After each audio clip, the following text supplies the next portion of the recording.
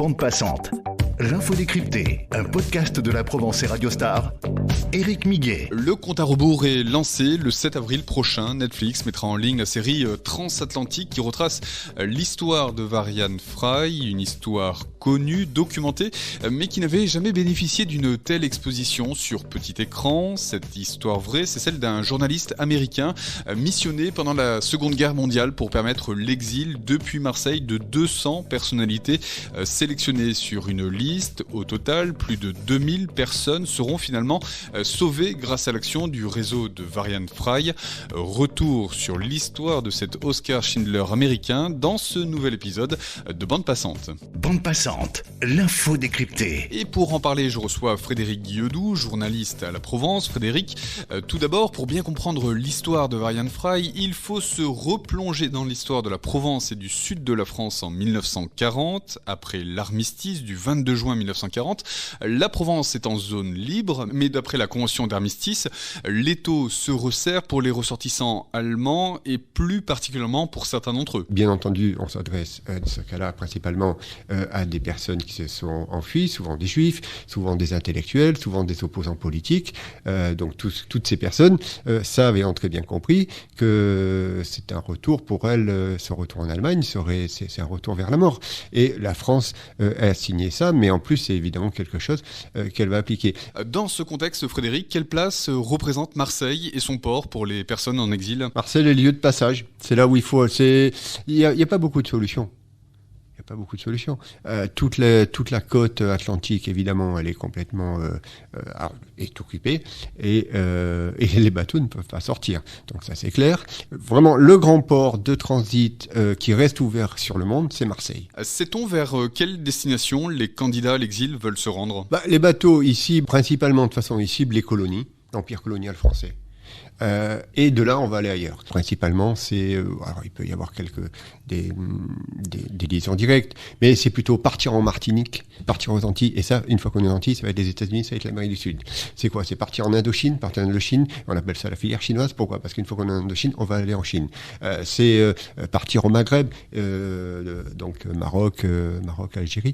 Voilà, il y a toutes ces destinations, mais et dans l'histoire qui nous occupe, évidemment, la destination rêvée, parce que c'est là où on est sûr qu'on échappera à Vichy, c'est les États-Unis. Un pays qui n'est pas encore alors engagé en 1940 dans la guerre, et malgré cette neutralité temporaire, des associations, des organismes comme l'Emergency Rescue Committee, l'ERC, s'engagent pour permettre l'exil depuis l'Europe. Cette organisation, dans laquelle on voit alors qui bénéficie du parrainage de la femme du président Eisenhower et qui va se mobiliser. Et en fait, ils obtiennent 200 visas. Une liste de 200 noms qui regroupe nombre de personnalités. On est plutôt dans le culturel, dans le politique un peu, mais plutôt dans l'intellectuel culturel, voilà. Pour cette mission, l'ERC va confier à l'Américain Varian Fry le soin de la mener à bien.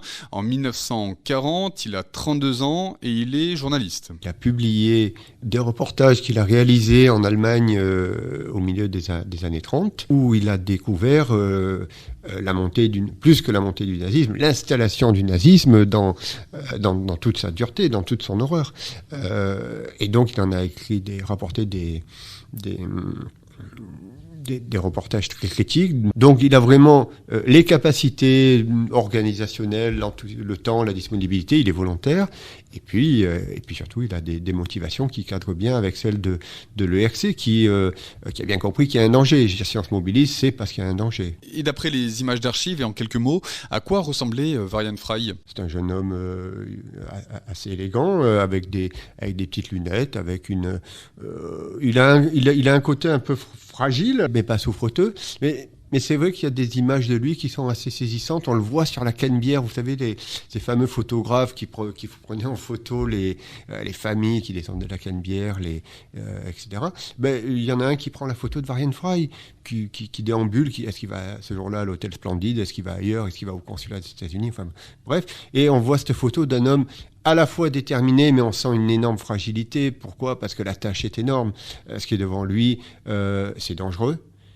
Et c'est immense. À son arrivée à Marseille, en provenance de Lisbonne au Portugal, Varian Fry s'installe à l'hôtel Splendide, à 2 pas de la gare Saint-Charles. Sait-on pourquoi il choisit ce lieu ? D'emblée, ce qui est évident, c'est que c'est central, c'est pratique. C'est-à-dire qu'on est à la fois... on est dans le centre-ville, on est à côté de la gare, le consulat des États-Unis n'est pas très éloigné, le port n'est pas très éloigné, donc c'est vraiment très central. En plus, c'est un grand bâtiment qui a un certain luxe. Donc, en tout cas, non, c'est un bâtiment qui est central, ça c'est clair, qui permet d'avoir qui offre des disponibilités d'abord pour se loger, y compris pour Varian Fry et certaines personnes qui vont l'aider.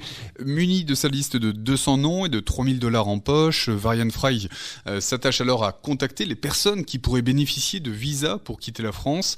Dans cette liste, il y a les noms de Matisse et Picasso, mais ces derniers refusent de partir. C'est ça, voilà, il refuse et parce qu'il est bien connu, on connaît bien l'activité de Picasso pendant la guerre en France. Et alors, en ce qui concerne Matisse, il lance cette phrase: si tout ce qui a de la valeur en France quitte la France, qu'est-ce qui restera de la France ? Mais nombre d'intellectuels et d'artistes affluent alors à l'hôtel Splendide pour tenter de partir. Face à l'afflux de demandes, Varian Fry crée un réseau autour de lui. Il crée un petit groupe. Alors notamment, il y a un personnage très très important qui s'appelle Daniel Bénédite, qui est son secrétaire, qui est un jeune militant socialiste très très compétent. Toujours est-il que Daniel Bénédite, c'est vraiment quelqu'un d'important qui va être son bras droit. Désormais connu des candidats à l'exil, le réseau de Varian Fry installé à l'hôtel Splendide devient alors de plus en plus exposé. Durant l'hiver 1940, décision est prise, Frédéric Guilledou, de trouver un autre lieu. Comme on le disait, c'est un centre-ville, c'est extrêmement visible. Donc petit à petit, ils vont chercher d'autres solutions. Et notamment, ils vont d'abord aller vers la rue Grignon, qui est une autre rue également du centre-ville. Puis ils prennent un local sur le cours Leto, un autre local, une autre rue importante. Et puis finalement, ils comprennent qu'ils ont vraiment besoin de quelque chose de plus caché, de plus à l'écart. Et donc ça va être ce qu'on appelle la Villa Herbel, qui est dans le quartier de la Pomme. Sur place, le réseau de Varian Fry poursuit la mission, mais bien vite, la liste de 200 noms est dépassée. Le point de départ, c'est là où il loge. Donc là, on a Marx Ernst, on a donc André Breton, on a Masson, Anna Seghers, enfin toute une série d'intellectuels, d'artistes qui sont là, mais aussi d'autres personnes, parce que c'est ce qui se passe, c'est que Varian Fry, en fait, il récupère des gens qui n'ont plus rien à voir avec sa mission initiale. Sait-on comment son réseau procède pour permettre l'exil des autres personnes qui ne sont pas dans la liste ? Lui, de toute façon, il a un problème de visa. Il a clairement un problème de visa. Lui, il a 200 visas qui sont attribués à 200 personnes. Alors, il y a une marge sur les noms, mais et puis il en faut plus. Donc, il va avoir certaines aides du consulat des États-Unis, avec le vice-consul qui s'implique dans le dossier Bingham, ce qui n'est pas le cas du consul, lui qui en revanche est beaucoup plus réservé. Puis après, il y a d'autres choses qui sont faites, elles, sans visa, donc ou avec des faux papiers. Rempart à l'oppression, la Villa Herbel est également connue aujourd'hui pour avoir été un lieu de vie dans une période très sombre. Il faut tromper l'ennui. Il faut s'occuper. Il faut tromper l'ennui. Et puis, puisqu'on parle des artistes, certains, il y a quand même toute une bande de surréalistes qui est là. Donc c'est quand même des gens qui sont très créatifs, très novateurs, très joyeux.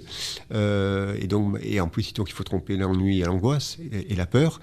Donc on fait des activités. Dans ces activités, il y a les fêtes très loufoques. Mais il y a aussi des ateliers de peinture. Marx Ernst peint des choses. Et il y a des travaux de peinture pour faire des jeux.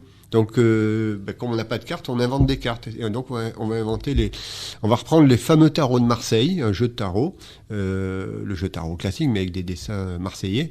Et donc, en fait, ils vont faire le tarot surréaliste, qui est vraiment une création artistique très, très importante.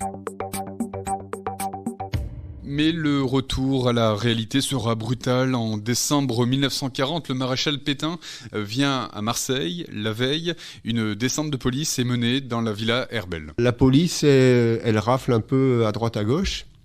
Et parmi les gens qui sont arrêtés, il y a les gens de la Villa Herbel. Donc ils partent pendant quelques jours, ils vont être arrêtés. Mais c'est pour qu'il n'y ait pas d'incident. Mais ça aurait pu partir directement vers l'Allemagne pour certains. Et donc il y en a, et on les met sur un bateau prison pendant ils sont détenus. Et pour les faire libérer, Varian Fry ou ses amis vont faire appel à quelqu'un qui sera assez connu par la suite. C'est un jeune avocat socialiste. Donc, je pense que ça va être donc en lien avec son secrétaire Daniel Bénédicte, dont on parlait tout à l'heure. Et donc ce jeune avocat, c'est Gaston Deffer. L'ancien maire de Marseille qui aura donc connu Varian Fry et les membres de son réseau, un réseau qui sera libéré et qui continuera sa mission jusqu'au 16 septembre 1941.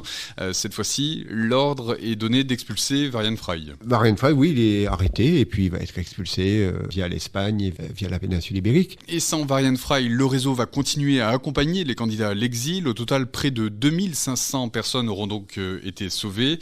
À son retour aux États-Unis, Varian Fry essaye alors d'alerter sur la situation en Europe en écrivant des articles, en faisant des conférences. Frédéric Guilledou, dans quel état d'esprit était-il ? Il revient, il n'est pas du tout calme. Ce qu'il a fait, on n'est pas considéré, on considère qu'il est allé trop loin. Voilà. Bon, enfin, c'est une des raisons, il y en a peut-être d'autres, qui font que, effectivement, de toute façon, les personnes qui finançaient le RC se séparent de lui. Ostracisé dans son propre pays, Varian Fry devient professeur de latin, remarié, il aura 3 enfants. En 1967, il est décoré de la Légion d'honneur. Il meurt la même année, à l'âge de 59 ans. Il sera de nouveau honoré après sa mort. Après, au début des années 90, il reçoit la médaille Eisenhower, me semble-t-il, aux États-Unis. Puis il recevra en 94 et ce sera remis. 94, c'est la décision et le diplôme est donné en 95 lors d'une cérémonie où son fils vient en Israël planter un olivier, etc. Donc il est nommé juste parmi les nations au mémorial de Yad Vashem et c'est le premier des États-Unis. Voilà, donc il y a la reconnaissance, elle prend son temps, peut-être qu'elle aurait pu être plus rapide, peut-être pas, ça il faudrait affiner. Si l'histoire de Varian Fry et de sa mission est désormais connue, documentée, elle n'avait jamais fait l'objet d'un travail cinématographique d'ampleur. C'est désormais le cas avec la série Netflix baptisée Transatlantique. Frédéric Guilledou, peut-on s'attendre à une exposition plus conséquente de son histoire ? Ce qui est certain, c'est que Netflix a une force d'exposition colossale. Donc cette histoire qui était plutôt connue, un peu oubliée, là d'un coup elle va se retrouver dans une des plateformes sur abonnement les plus influentes, pour ne pas dire la plus influente au monde, en plus est diffusée dans tous les pays ou presque. En plus, même après la série, elle pourra peut-être exister en dehors de Netflix. Donc ça, c'est clair qu'il va y avoir une exposition. En plus, sur un mode qui aujourd'hui fonctionne bien, c'est celui des séries. Les films marchent bien, mais en tout cas, il y a une logique sur les séries un peu additionnelle, avec un type d'écriture, etc., qui fait que ça touche toute une série de publics peut-être plus large que si ça avait été juste un film en salle, ou peut-être moins, mais en tout cas différent. Merci Frédéric Guilledou pour ce récit sur la vie de Varian Fry. Je rappelle que vos articles sur le sujet sont à retrouver sur le site internet laprovence.com. Bande passante, c'est le podcast hebdomadaire de la Provence, un podcast à retrouver sur l'ensemble des plateformes de diffusion habituelles comme Apple Podcast, Deezer ou encore Spotify.